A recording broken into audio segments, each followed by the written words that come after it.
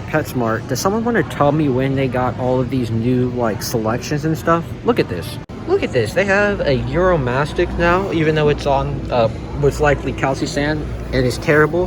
They have crested geckos now. Shoot, they even have an African fat tail, and I thought I would never see that in my life. That in a Petco at least. That's actually insane.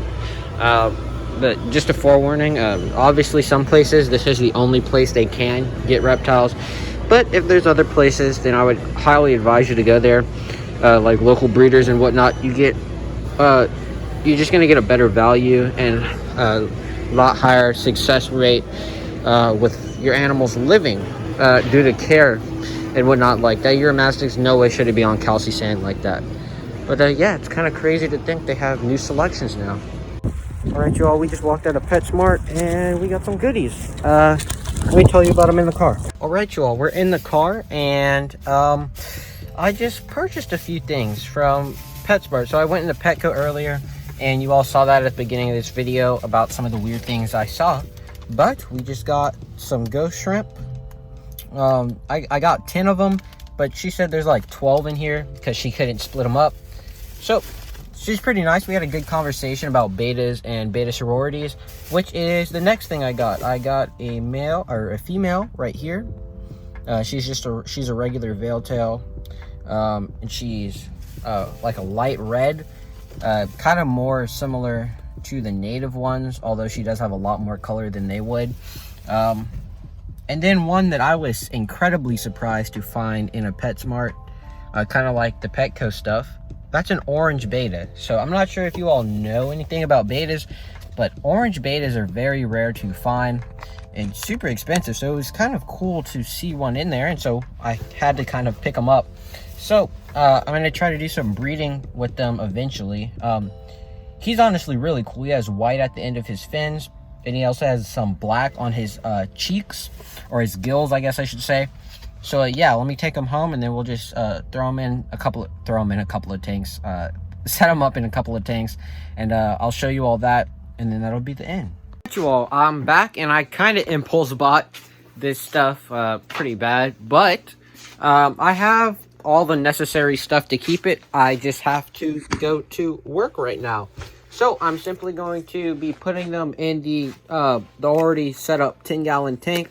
I'm going to go ahead and feed them so there's no competition and whatnot. There we go. Go ahead and get that food in there. And then we're going to be releasing the fish. Now I am going to be taking them out of here. They're not going to be staying in here, especially the male in here permanently. He's actually going to stay in here because this is going to be meant for him. That tank is for the Grommies, which I haven't completed. And the female, she's going to be going in something completely different. Eventually, I'll set up a tank like that for her because I have 2 spares.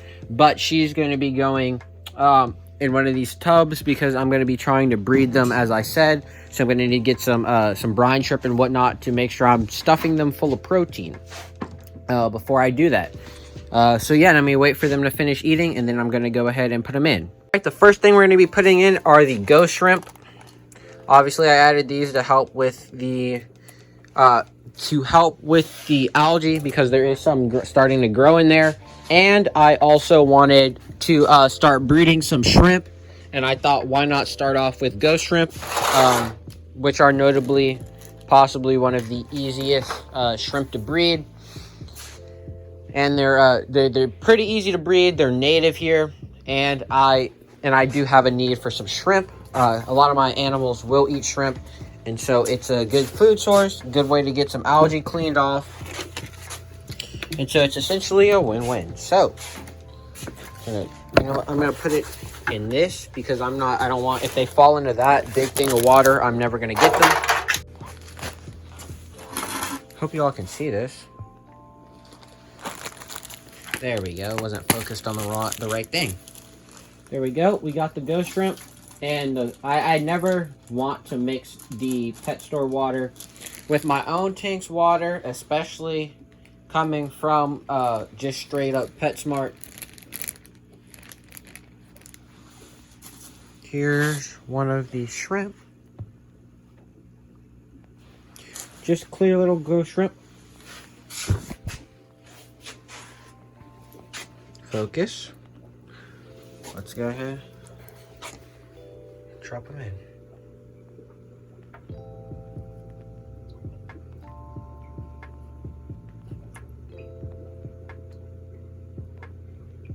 And my fish hurt already trying to eat them, which is why we fed them. But that doesn't look like that took away all their aggression. So we'll get them some more food. I'm sorry about this, like, completely dead filming tactic. I don't even have my tripod right now. So we work with what we have.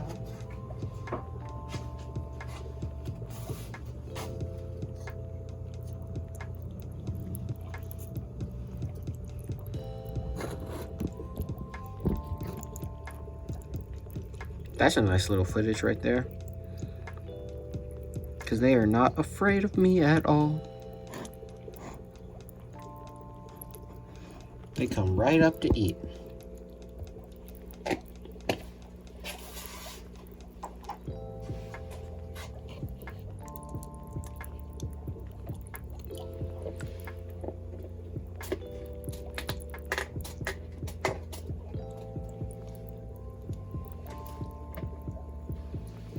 All right, y'all, the next one we're gonna do is the male.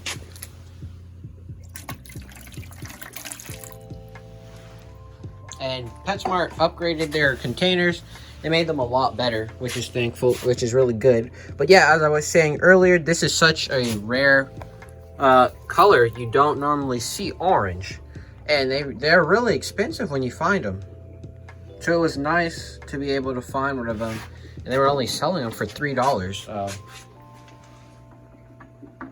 Which is crazy to me, but half the time they don't know what they're selling. So there he goes in the back. Let's go ahead and get this female out.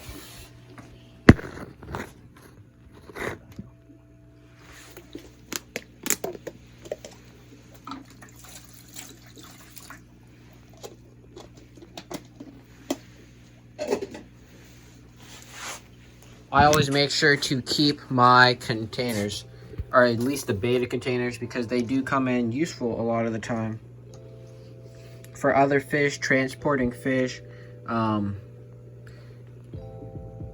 Yeah. And oh, I also use it to acclimate fish. So there she goes right there.